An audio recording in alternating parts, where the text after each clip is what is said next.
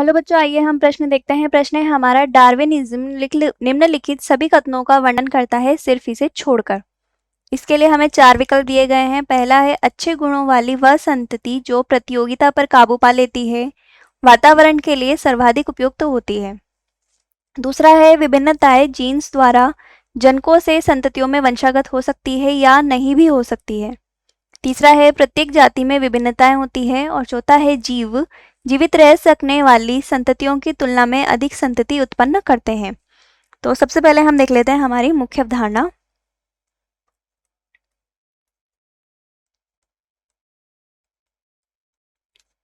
जिसमें हम देखते हैं कि डार्विनिज्म यह सिद्धांत है जो कि डार्विन द्वारा प्रतिपादित किया गया था। डार्विन द्वारा प्रतिपादित सिद्धांत, जिसमें उसने एक तो दिया था प्राकृतिक चयन,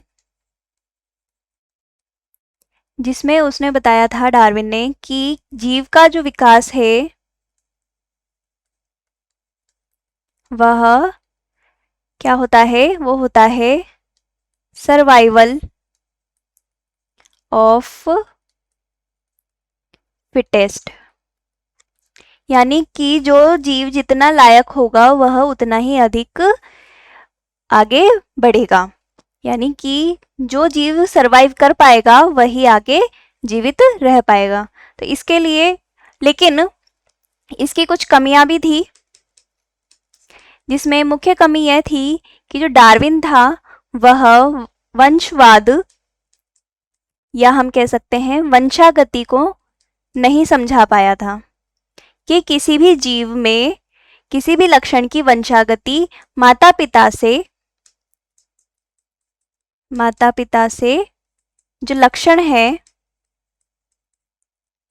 वह किस में जाते हैं, संतति में कैसे चले जाते हैं, या संतति में इनकी विरासत कैसे होती है, या संतति में तक इनका संचरण कैसे होता है, इसकी व्याख्या जो है डार्विन नहीं कर पाया था। तो अब हम देखते हैं हमारा प्रश्न है। इसमें पहला विकल्प हमें दिया गया है कि अच्छे गुणों वाली वह संतति जो प्रतियोगिता पर काबू पा लेती है, वातावरण के लिए सर्वाधिक उपयोग होती है। तो यह विकल्प जो है वह डार्विनिज्म का क्या करता है, वर्णन करता है, इसलिए यह विकल्प गलत है। दूसरा है विभिन्नताएं जीन्स द्वारा जनकों से संततियों में वंशागत हो सकती है या नहीं भी हो सकती है।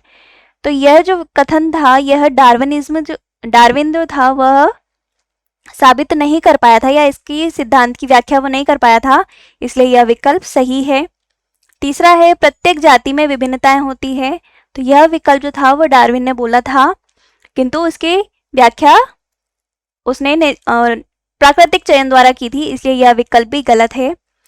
चौथा है जीवित रह सकने वाली संततियों की तुलना में अधिक संतति उत्पन्न करते हैं। तो जो जीव होते हैं वह अपनी जाति की अस्तित्व को बनाए रखने के लिए अधिक संख्या में संतति उत्पन्न करते हैं, यह भी डार्विन ने कहा था, इसलिए यह विकल्प भी गलत है।